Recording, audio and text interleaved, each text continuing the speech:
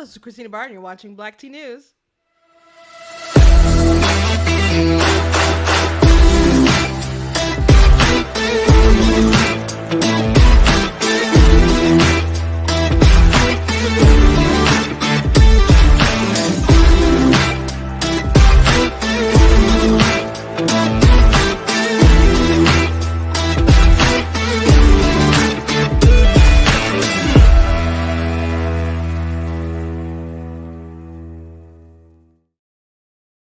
Hello. Welcome to Black Tea News. I'm your host, Christina Barr, and what a big day for some news, because I was stunned to find out that Tucker was leaving Fox News this morning. I was like audible, like, oh my gosh, like holy cow.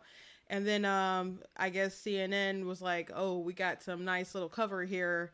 Let's announce Don, which I'm not surprised that Don left. If you're paying attention, I'm not surprised that Don Lemon got fired. So even his firing is now like not even a top story.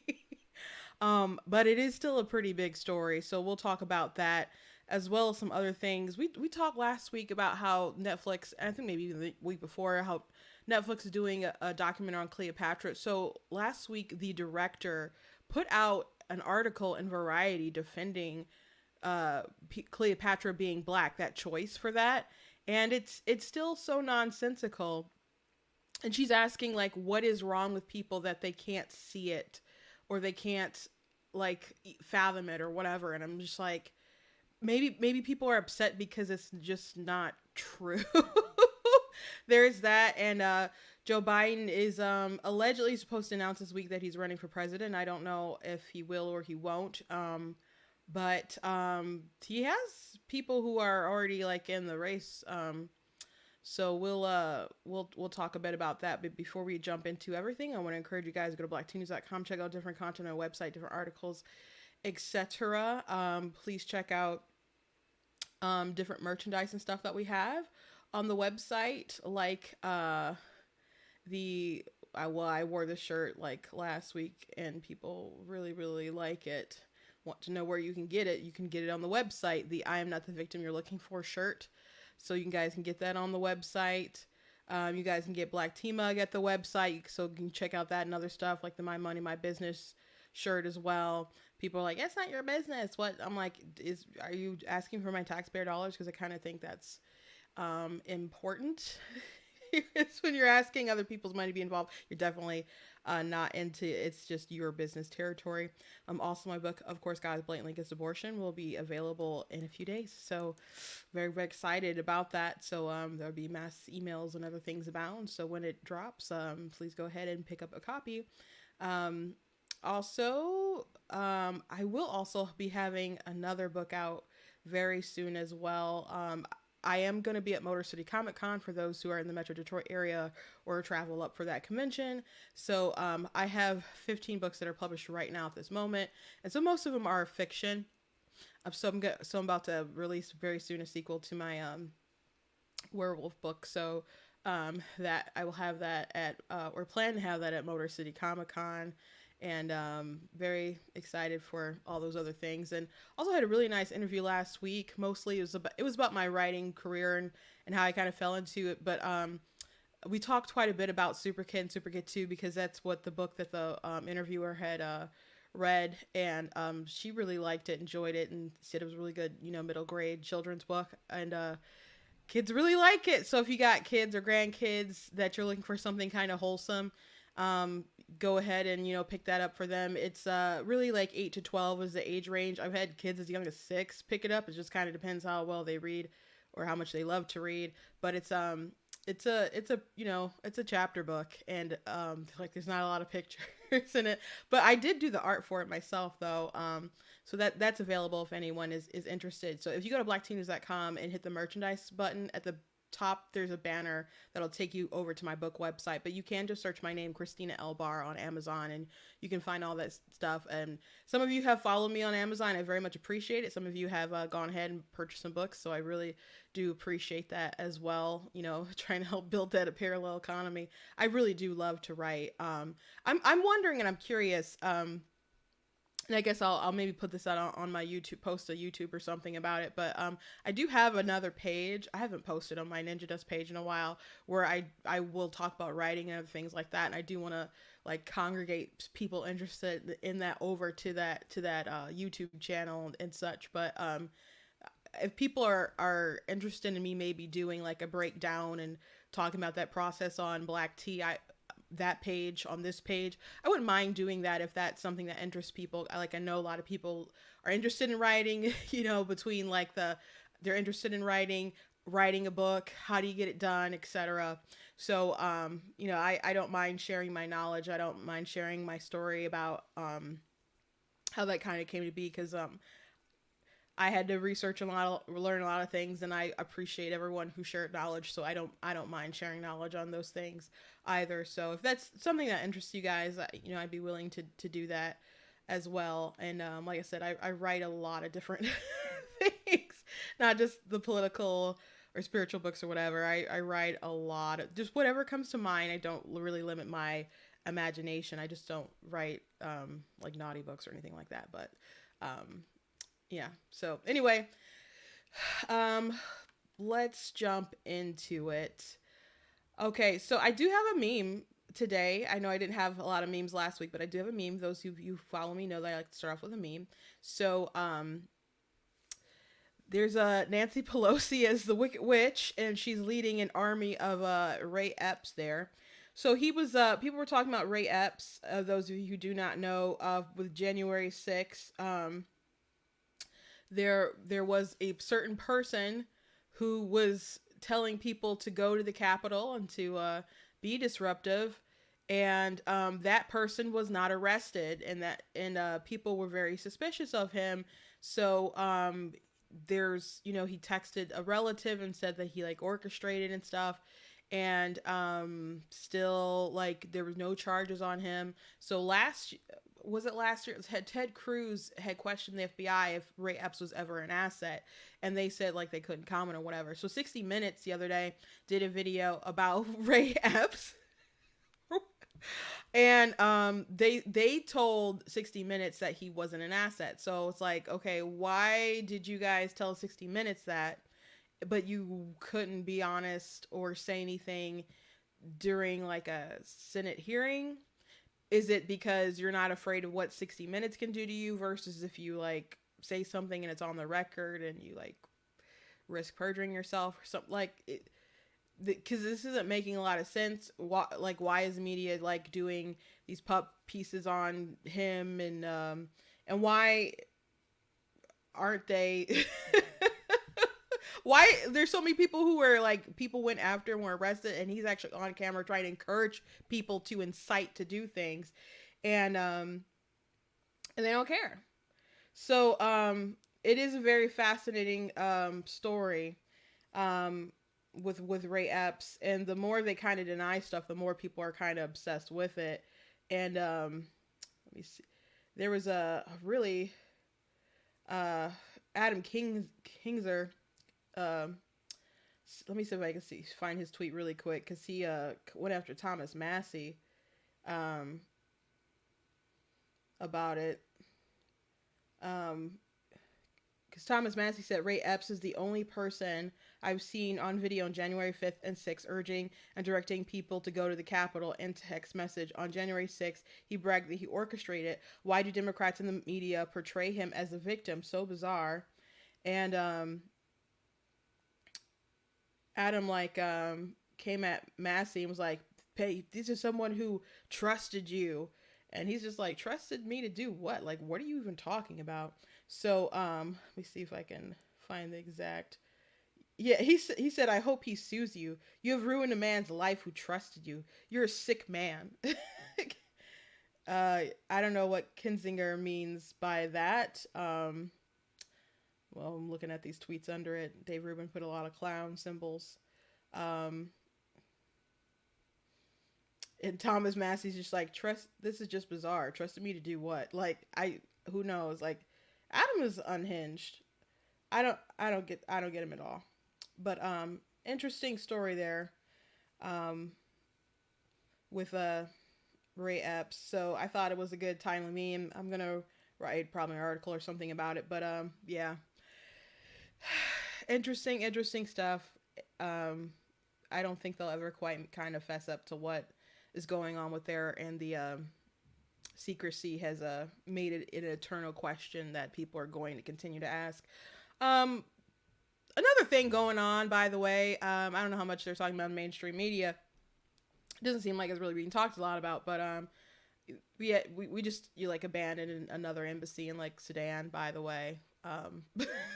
So that's two under Biden's wing right now. So um, but you know he thinks he's making a strong case for him to be reelected. Rumor has it that he's going to be announcing maybe tomorrow. I don't know if he's going to do that or not or hold off. Um, but there's people who want him to jump in quick. There's people who definitely probably don't want him to. Biden probably feels like he can beat Trump, and but if I was anyone else, if anyone else, if a lot of other people run against him, I think there's probably going to be Democrats who want like a fresh face to run against, like a if it was like Ron DeSantis or somebody, they'd probably want someone else to run against Biden. But Biden feels good about a rematch. Now, if you're watching, you're like, Trump's gonna own this clown. If I just want to caution people, if your thinking is things are so bad right now, there will just be like a huge group of Americans that will go, well, we made a mistake. We must correct our mistake. Think about how many people you know and who hate to admit that they're wrong. Think about how many people you know who hate to admit they're wrong. Now, I've seen plenty of people say, oh crap, I got it wrong, and I'm going to vote, I should have voted for Trump, or I'm going to vote Republican next time, or I'm leaving the Democrat Party. And those stories are great, and I very much appreciate them. But because we appreciate them, we really elevate them. And on TikTok, we retweet them and repost them, and we duet them, and, you know, so we see those things in our algorithm, and it gives us hope and encouragement. But I think most Americans who probably make a huge mistake, especially older people, hate to admit they're wrong. And you kids are stubborn too, you know? So, and kids don't know anything. So, and a lot of them are going to vote Democrat anyway. And a lot of people really hate to admit that they made a huge mistake. Maybe that's one of the reasons why incumbents are very hard to beat. So, if you're just hoping that so many people will wake up and see how bad the economy is and all sorts of things, people get used to living in bad situations, by the way. People get used to trauma. People get used to lack. People get used to chaos. And, you know, they get used to struggling. And so many people will just blame it on a system rather than a person or their administration. You know, it's the darndest thing. Like, it's capitalism's fault. It's not like Biden and his bad economic policies or something, or how he's like, you know, like people wouldn't believe that Biden was affecting the gas prices. If he went to the reserves and released like our reserves and it went up, I mean, went down a few cents, or like, great job, Biden.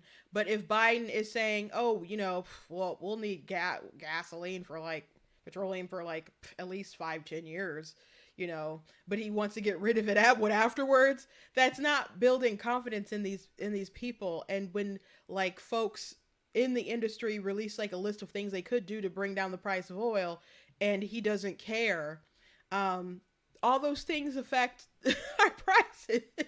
But no one wants to care. No one they're not even believing that. They won't accept that. So I appreciate everyone giving humanity the benefit of the doubt. I'm just not there with you. So I'm not saying that Trump won't win. I'm not saying he can't win against Biden. I'm just saying if people are just like cocky about it, I think you're making a mistake.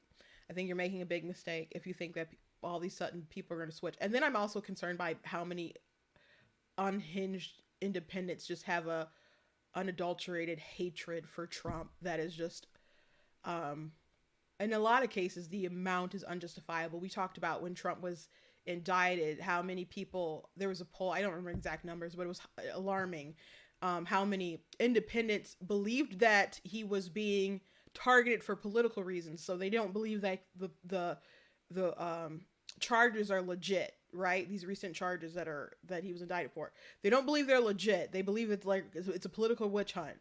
But then like a, it was like 70 something believed that it was a witch hunt, but like 60 something still believed that like they didn't care and they were okay with him being indicted. So I'm like, this is not good. This is not good.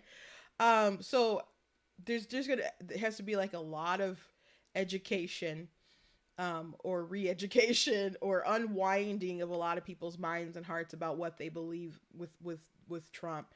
Um, on a side note, before I get to the Lemon and Tucker story, I will say that over the weekend I made a post about um an attack that Trump had on DeSantis that I didn't like, and I haven't liked a lot of his attacks on DeSantis, and you spoke about them, quite a bit, and he right now he's trying to make it seem like Florida's some kind of hellscape, and like he's a really bad governor. In another post, he's praised like Democrat governors, but then he'll talk about Ron DeSantis, and I'm gonna like this is a recent post. This that Trump made. I'm going to give you an example of a really bad attack on DeSantis, okay? So why would a very disloyal Ron DeSanctimonious be considered even a good politician? He has done when he came to see me. He was done when he came to see me, losing badly to Agriculture Commissioner Adam Putnam by innumerable numbers. Ron was performing poorly as a candidate, getting beaten at every turn. When he was asked, begged me for my endorsement. When he asked, begged me for my endorsement, which I gave him. His then losing campaign immediately turned around, and he easily won the Republican nomination. My rallies then won him the general. Thanks, President Trump. So he's saying that he's a trash politician, and he only won because of endorsement. So he's a trash politician, but you endorsed him.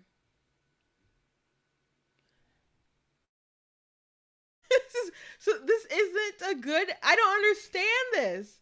I don't understand this. So I can understand like primaries. People are gonna go at each other. That's not even what I'm like complaining about. I don't think his attacks are fair, good, even honest sometimes. But this makes him look bad too. Like so I don't like it, guys. I don't like it. So anyway, I've voiced this several times, like on Facebook, and so someone accused me and said, "Well, I think I'm going to stop following you now," which it's not an airport; you don't have to announce your departure. And they said, you were probably never a Trumper, and you just use Trump to grift to get to where you are," and there are a lot of grifters out there. There's a lot of people who hitched their star under Trump and rose to fame as he was climbing, running for president, etc. I could do no such thing because I was actually working for the Michigan Republican Party at the time and actually worked to get him elected. And I was working tirelessly to do so. So, someone, and a lot of people didn't like him and were just paid to do that. But I tirelessly did it because I genuinely wanted him to win. And if you pick up one of my books, I was just trying to see if I had one around. Like I think in like Super Kid and other ones, when I have like a biography in it, it says in the back, and now I don't think it's in all of them, but like the earlier ones, it says that my dream was to win The Apprentice. So when like literally, like I wanted to go on The Apprentice and win the Apprentice. And, do the whole work for Donald Trump thing. I wanted to, when the music would come on, me and my sister, we would dance. We had a special like dance we would do when the Money, Money, Money song came on, when we first went to our very first Lincoln dinner, my family like scrounged up money. And I mean, scrounged up money to go because Donald Trump was a speaker. And, I caucused for him when it was down to like Cruz and Trump and Kasich in Michigan.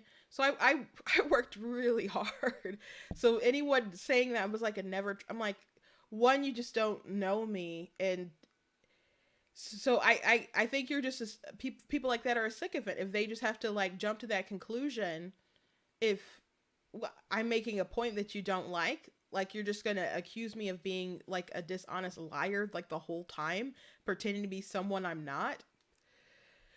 Never Trumpers were like never Trump, never gonna be Trump, never gonna support Trump. And some of these never Trumpers are like absolutely disgusting. They're putting all of their values and morals on the line. Oops. I just hold on. My mic. Can you guys hear?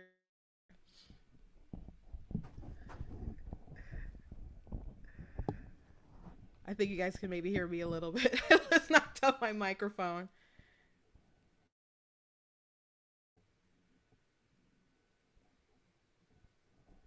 Testing 1 2. Okay, I think I can. I think you can still hear me. So I just the never Trumpers, they worked tireless. I mean, they've crucified their values, things that are supposed to be conservative, whatever, and just threw them out the window for the sake of um, getting rid of Trump. Even today, they'll parrot like Democrat talking points, and okay, they'll parrot Democrat talking points to continue on with their grift because they're so far gone. So the never Trumpers are like a totally different animal. To compare, I don't mean to them. It's just like crazy because you don't like that I criticize Trump. Like my page, my website is never meant to be a propaganda site for anyone. I'm just expressing my opinions and my views, and I can only promise you my honesty and how I feel. Like I'll try to have like takes as balanced as possible, but I obviously have a bias. I'm a conservative person, and there's plenty of people who follow me who don't agree on all issues. People know I'm very hard right, when it comes to abortion. Not everyone who follows me is a Christian. People know that I'm I'm an ordained minister and stuff. So we don't all agree. We're not all going to agree, but like don't be crazy, guys. I think Trump can do better. I think than what he's kind of putting out, what he's doing. I don't like his attacks on Ron DeSantis, not because I don't think that it's fair game. I just think that they're not good attacks and they don't make him look great. And also, he was like the leader of the Republican Party, as a president, the people that, the person that was the kind of the face for a long time and is still kind of the face.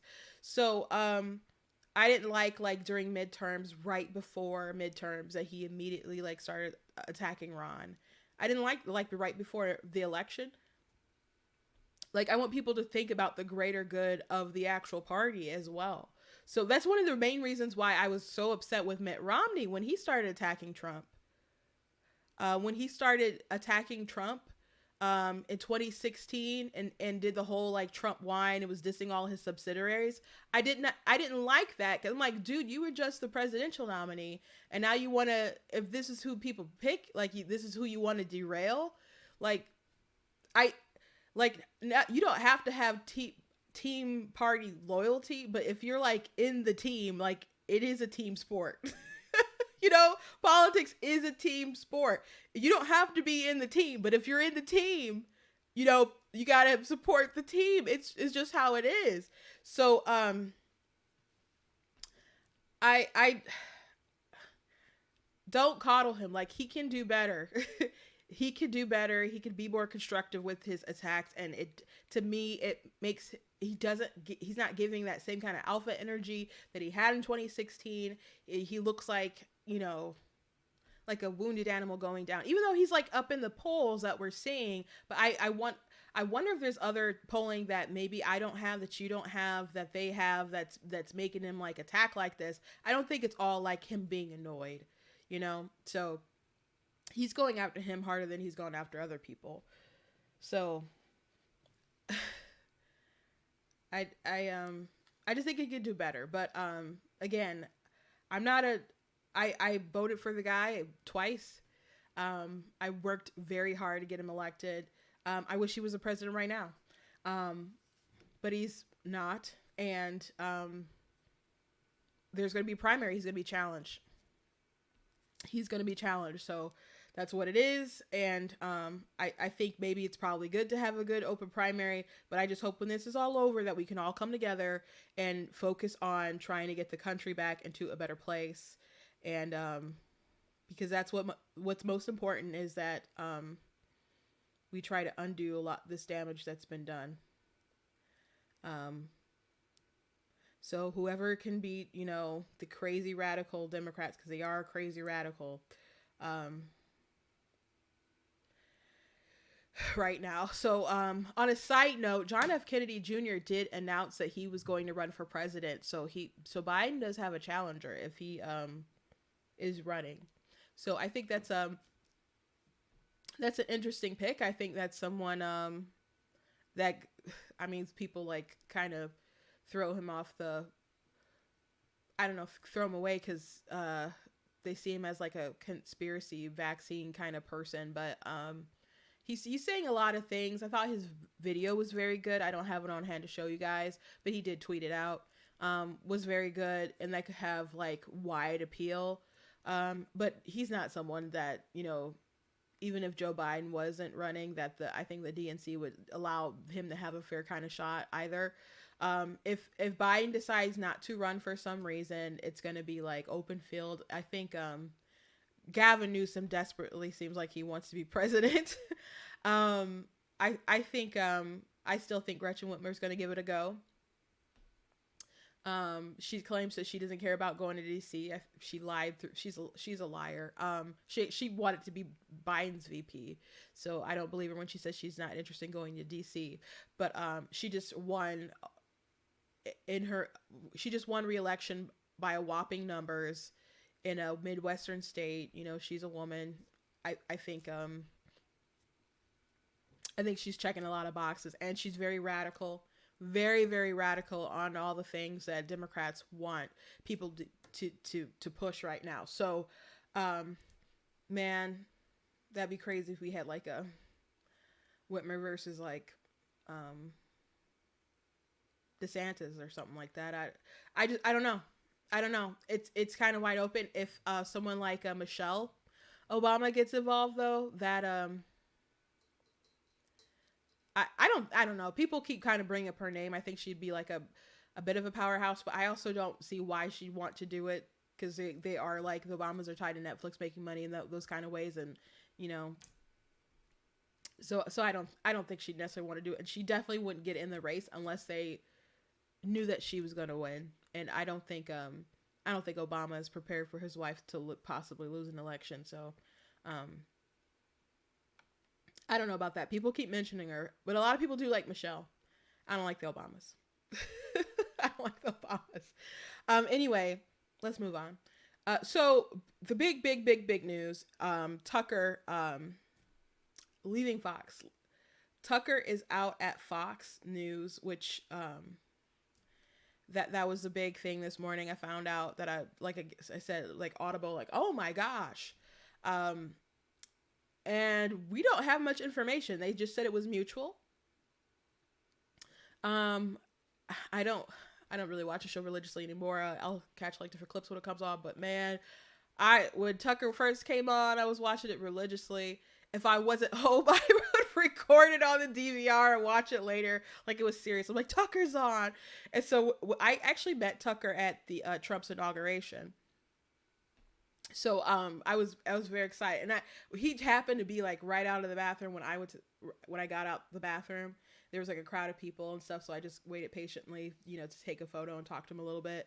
And the reason why I went to the bathroom was not because I had to pee. There was nowhere to sit, and we walked, a few blocks like in our heels, and there was nowhere to sit, so we were standing in our heels, and I had blisters all over my toes, and I just needed somewhere where I could sit down.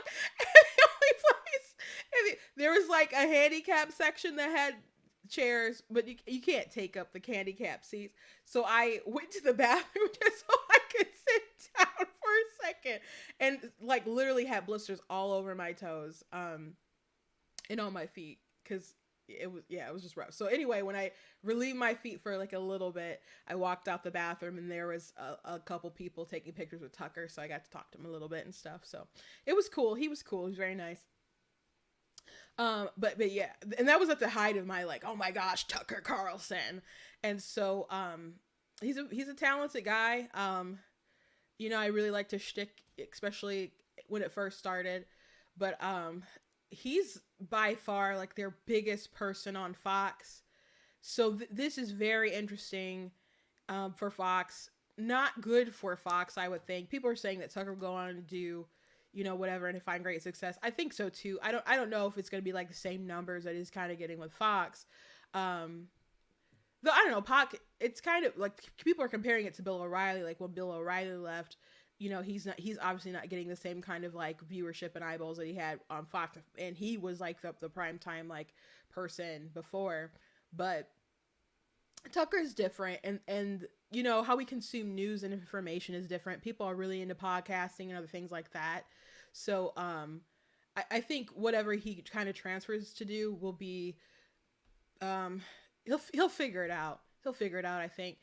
Some people are like, oh, is he gonna go to the Daily Wire? Daily Wire, I don't think has that. I don't know how much money they got right now, but I don't think they got Tucker money, and they kind of were like, no, that's not gonna happen, because Tucker's that's a big paycheck.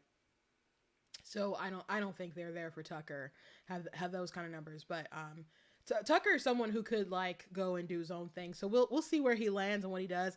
I'm so curious what happened to come to this, like, cause they do serve each other. So I wonder what happened, cause they just said we agreed to part ways, and that's basically all the information that I've seen about it. Now people are like assuming that the whole Dominion lawsuit just dropped, the payout of nearly $800 million. So which is a crazy number, highest like media kind of payout in history. So were they shaving a couple dollars by getting rid of Tucker? Because that doesn't make any sense to me, because Tucker brings them a lot of like audience and ratings and numbers. So that doesn't make sense. Is it like some kind of backdoor deal with Dominion? Like you got to get rid of him? But I know there were text messages of Tucker talking about Trump and other things like that. But I don't think he was actually, I have to double check, but I don't think he was actually like in the lawsuit itself. So I don't know why Fox would force him out, but maybe they didn't force him out. Maybe they just couldn't come to agreement with the contract. But he's already gone. Like there's like no like 1 week left of Tucker. Like his last day has already happened. So I'm very interested in learning more. Dan Bongino's already is gone as well. He had like a show on the weekend and stuff. So he says they parted on good terms, but they're no longer there. So a lot of people still like Gutfeld. Gutfeld gets really good numbers at night. The Five is still, pretty good show, and he still has his talk show at night. And I enjoy the commentary and stuff, but this is a huge blow to Fox. So I don't know what they're going to do, but there was also other big news. This was not nearly as surprising, but Don Lemon has also been fired from CNN, and he was fired. He was fired from CNN. So Don Lemon actually tweeted out a response to his firing. So he claims that he was not told by anyone other than his agent, and pretty messed up. I'll read his statement. I was informed this morning by my agent that I have been terminated by CNN. I am stunned. After 17 years at CNN, I would have thought that someone in management would have had the decency to tell me directly. At no time was I ever given any indication that I would not be able to continue to do the work I have loved at the network. It is clear that there are some larger issues at play. With that said, I want to thank my colleagues and the many teams I have worked with for an incredible run. They are the most talented journalists in the business, and I wish them all the best. Now, if Don Lemon really had no clue that he was possibly going to get fired very soon, then he's not worthy of the job he had. But we already think, he probably wasn't worthy of the job that he had. But it seemed kind of obvious. They were getting rid of people at CNN, trying to make it like more legitimate, instead of just like the biased, Trump bashing, Republican bad, evil, etc. Blah blah blah. Conspiracy. I mean, they're into conspiracies and stuff over at CNN, right? And Don Lemon, who does race baiting and other kind of stuff like that. So they got rid of like Brian Stelter, Andrew Cuomo was pushed out for a couple different reasons, but including his relationship with his brother and how they dealt with stuff and whatever. So I'm not surprised that Don Lemon is gone. I said last week, I was talking to you guys, and I said if he wasn't black, I think he'd already be gone. That's what I like literally just said that last week. So but Don Lemon, he said his comment about Nikki Haley being like past her prime or something. And so a lot of people are saying that Don Lemon is past his prime to like, push back and rub it in his face. And so he went on leave for that for like a week or two. Maybe it's just a week. I can't remember. We covered it at the time. So I observed that. We observed that. I'm like, is it coming? Is it coming? But then other stories just started dropping about Don Lemon and his behavior. And we covered that at the time as well. Stories like there was a colleague who had a job that he wanted. So he was like sending like threatening text messages or whatever, not as himself, but like as a different person. And then they're an investigator, reporter, or whatever. They work at a news network, so they were able to find out and trace the phone back to Don Lemon. Now he denied it. So maybe it's true, maybe it's not, maybe it is. But there were other stories and incidents and things that people were talking about his diva attitude and stuff. So when stuff like that starts to leak, you're seeing like things like, oh, he should have been fired. So we're preparing hearts and minds for this to eventually happen. So people who are surprised that Don Lemon is gone, no one should be surprised at all in the least bit. Now, CNN did push back on Don Lemon, and they claimed that he had the opportunity to to meet with management or whatever. But I don't you should trust Don Lemon, and you shouldn't trust CNN. And it was like CNN's comms account. And if the chance to meet with management and talk was after he already talked to his agent and said that he was fired, then what is the point? Like, so what's the timeline on that? Because if it was like, oh, you wanted to talk to him last week before you talked to the agent, to let them know what was going on, that's one thing. But if you told his agent and his agent told him, what's the point of talking to management if it's over? So and when he was in trouble and had to be reprimanded, was there like no bells going off at all? Kind of no warning, like no nothing. Like I don't believe that it's possible to him to have not had an inkling that maybe his job was on the chopping block, especially since he got moved from his primetime show and he got moved to like a show to host with two other people in the morning. And, they kept trying to make Don Lemon a thing. And like they had like the CNN Plus thing, his own talk show, and all that failed very spectacularly, very quickly. So, I don't know how you can not know that this was going to happen. But it is interesting. But it's funny that this happened today with Don. And this news is being pushed out there, especially as a Tucker information, because Tucker came first as far as coming out in the news that we were all talking about, and then Don Lemon came out. So Don Lemon being fired is a big story. It's not as big as Tucker leaving Fox, because I don't know what Fox is about to do as far as who's going to take over that. I mean, they're going to have like a kind of stand-in show or whatever, like Fox News Tonight, kind of at that, that segment. But it's still not going to fill those shoes of Tucker, so they got to find their next big thing. But I'm so curious on what happened there.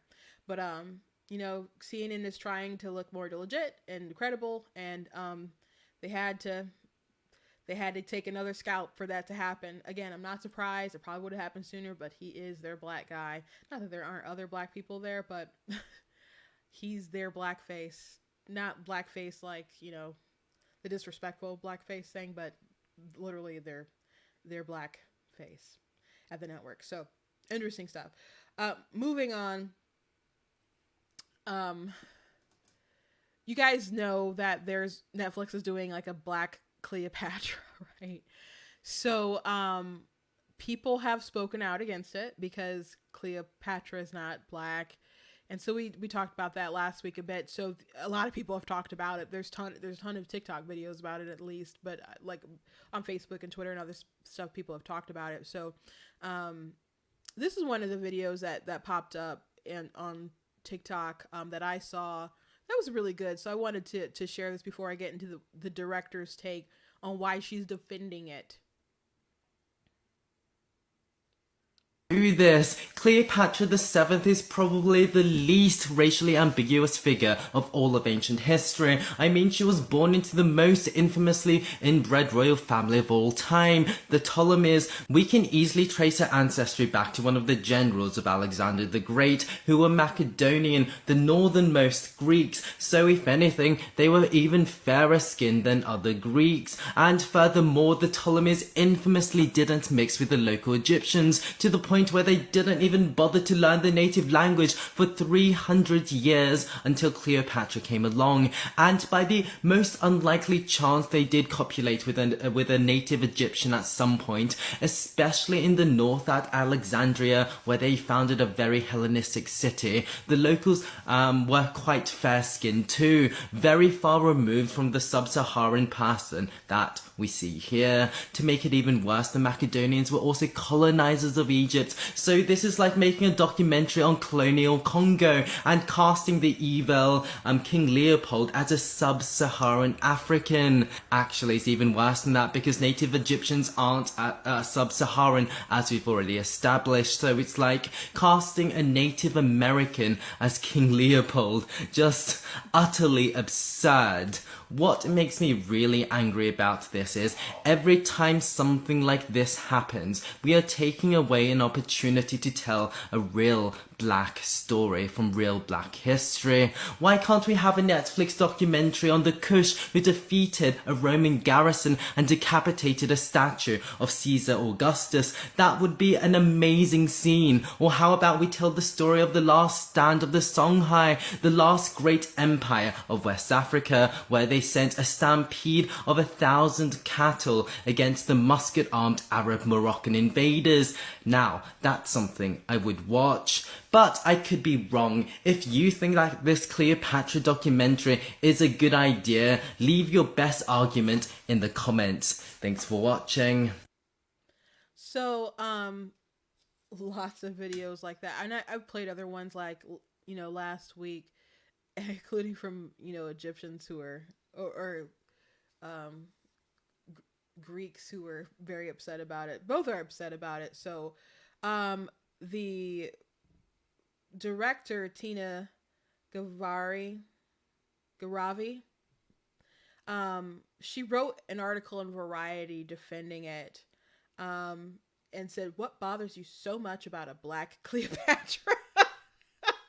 Like, so what bothers people about it is that they don't believe that she was black. So that's it. Like, if you could somehow prove them wrong, which she makes a case in the article, that it's possible that she's closer to the actress that they cast to Cleopatra than Elizabeth Taylor back in the day. So that's like, one of her things that she's saying, but it seems to be like an accusation that I don't know, that we just can't accept it as fact, rather than people just being concerned with the facts themselves. So my return question would be, why, what bothers you about Cleopatra not being black? Like, what bothers you about that?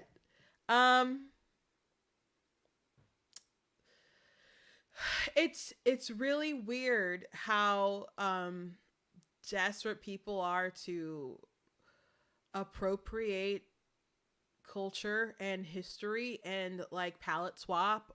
It's weird when people do it with fictional characters, but we're talking about someone who is real. We're talking about someone who had like art, done in her image, like relative to that time, and did not, make statues of black people, you know?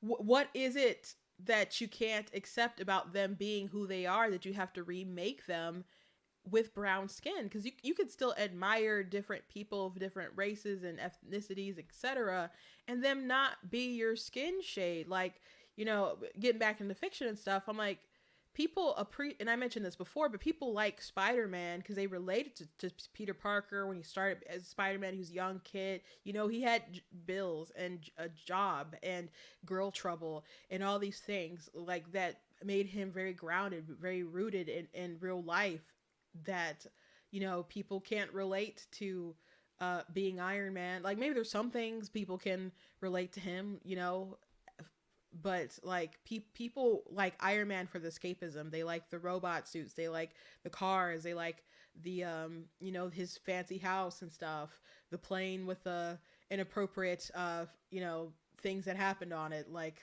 which in hindsight people are probably going to be like, that's a little Epstein. Yeah, this rising stripper pole in the first film. People saw it as, escapism, and they talked about these things that they don't have in real life. But Peter Parker, even though he has powers, and people and Tony doesn't have powers, people still relate more to Spider-Man because they're like, I see myself in this person.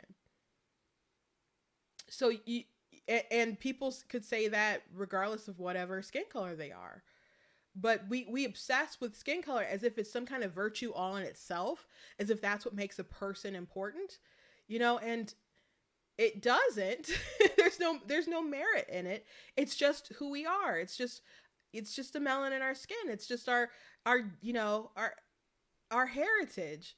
And those things are important in context and just, especially in real life, because you see that your lineage and whatever. So that's why it's weird that you take these historical figures like Anne Boleyn, for example. They had an Anne Boleyn series and they made her black, and I'm like, that's weird, guys. It's like, why do this? This is so strange. It's so weird. And are you doing it just to be provocative? Like, because why? This is a real person, and people wouldn't like it on the flip side. Now, I don't, just in general, I don't care. I don't really care if people of the right ethnicity play a person of the same ethnicity. I don't care. I just want them to look accurate, like ballpark, when they're playing a character. And this actress that they have playing Cleopatra is not on the money at all. So, last summer, this is the article from Variety. I'm going to read a little bit. Last summer, I was living in Venice Beach and had decided, due to a friend's persistence, to visit a fortune teller. Me, the ever skeptic but game for a laugh, agreed to go along. What the fortune teller said made me roll my eyes. I am not saying you are Cleopatra, but somehow you share her history and are connected. Less than a month later, I got a call from a production company making Jada Pinkett Smith's African Queens, and was subsequently,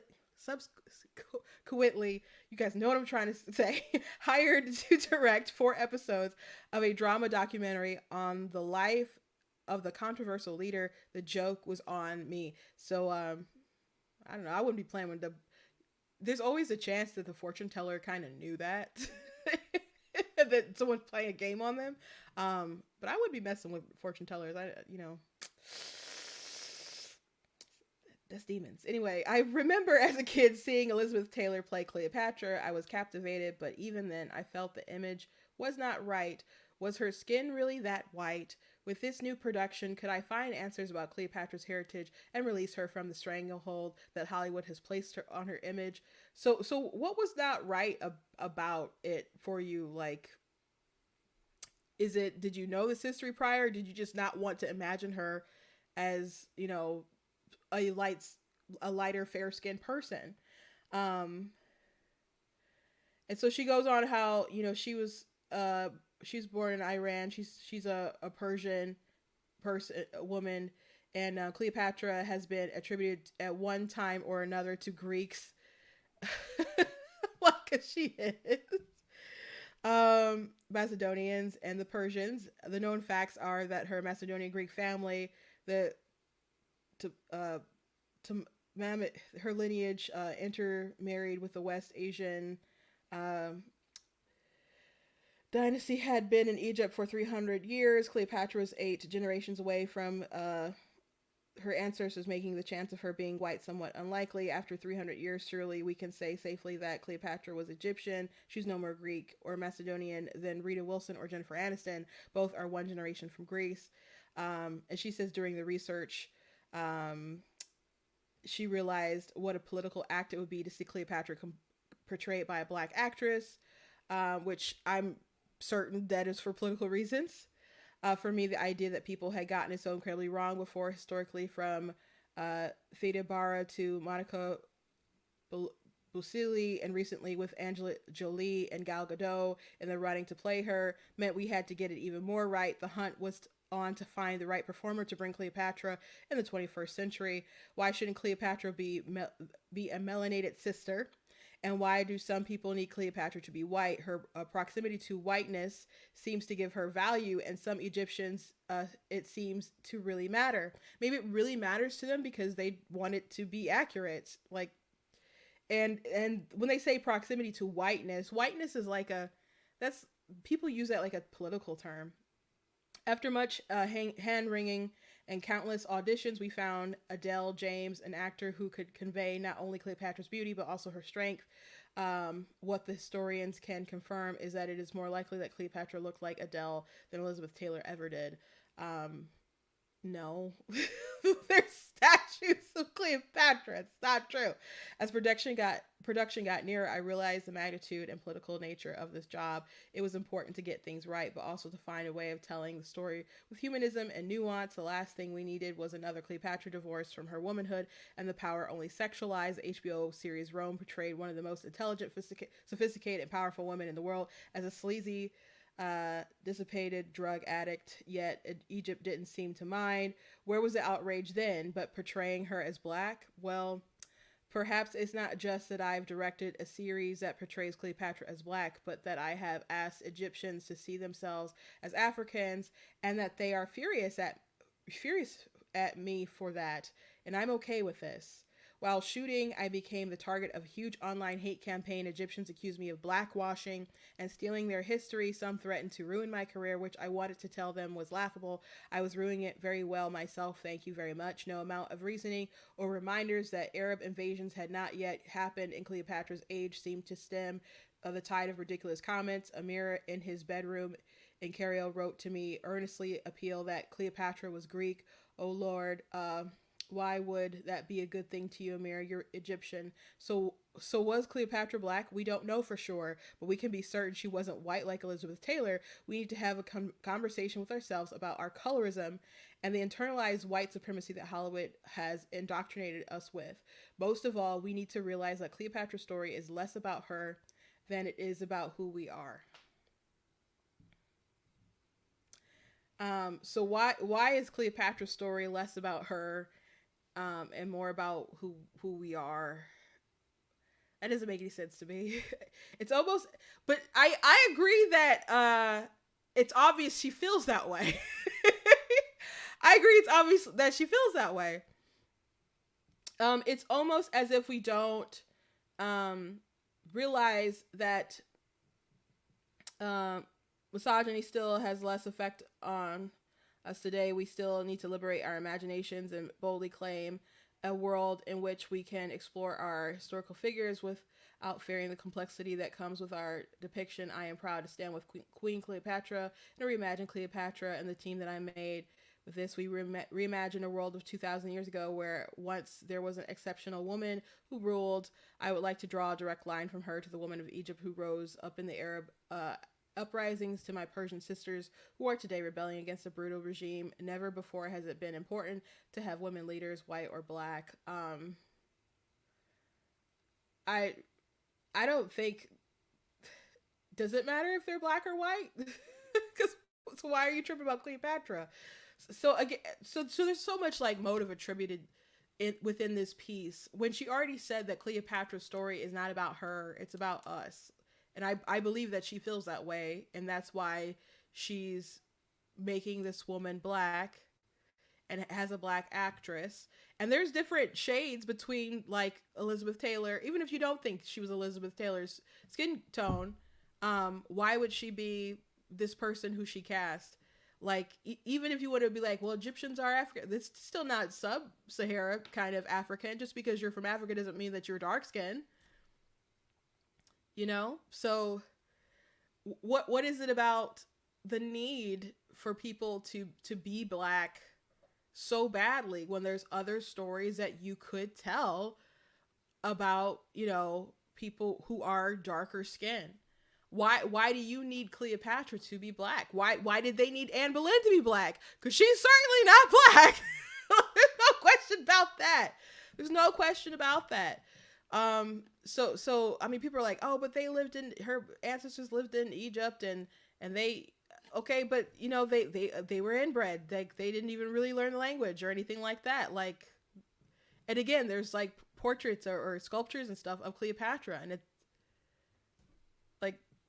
it's okay to kind of get over it, guys. They don't need to be black. They don't need to. So again, she said, why does it bother people that they're black? Why does it bother you that she's not? Or the reaching like this in something that's supposed to be a documentary. You're not supposed to be reimagining things in a documentary. Not a docuseries. Not a docuseries. Call it something else. Call it something. If it's you could make a Black Cleopatra movie. Everybody as dark as you want to be, and just let the critics like bash it or say whatever. But to go this route is just crazy. Anyway, that's it. That's it. Oh, someone said, "Oh, Netflix, you drunk again?" Yeah. Yeah, but and by the way, this is Jada Pinkett Smith's thing.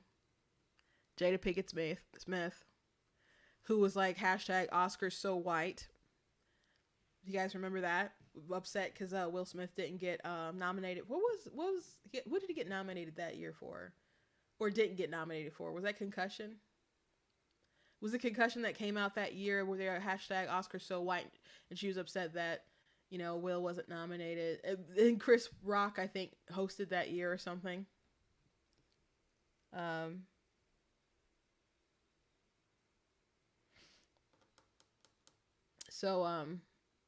not surprised. I'm not surprised. Some people are just so obsessed with race, and it's just, you know, again, there's so many other stories you could tell. And it really shouldn't matter what her race is. Like, if it's a good story, people will watch it, people will support it, etc. But if you want to reimagine something, you don't do in a docuseries. But anyway, thank you guys for joining me today. Please go to blacktnews.com, check out different content on my website, different articles, etc. Please check out different stuff at the store. Again, like the I'm Not the Victim You're Looking For t-shirt that's at the store. Got the Be Better Not Bitter. Also, check out some of my books that I have as well. I have right now 15 that are published. And of course, Guys Blatantly Against Abortion is number 16, and 17 will be here very soon. By the time I go to convention, and next month, I think it's the 19th, 20th, and 21st, if I'm not mistaken, in Motor City. So if you're in Michigan and or I guess you don't have to be in Michigan, but some people do come up for that convention from Ohio or Indiana maybe. For Motor City Comic Con, or people come to other places. I mean, people who are vendors fly from all over. It's like Michigan's biggest show. So I will have a table there. I'll be in Artist Alley. So if anyone's interested, you can come and see me. But of course, God Blatantly Against Abortion will be out in a few days. So when that drops, make sure you guys pick that up. And because we're excited for you guys to read that. Okay. God bless you guys, and I'll see you tomorrow.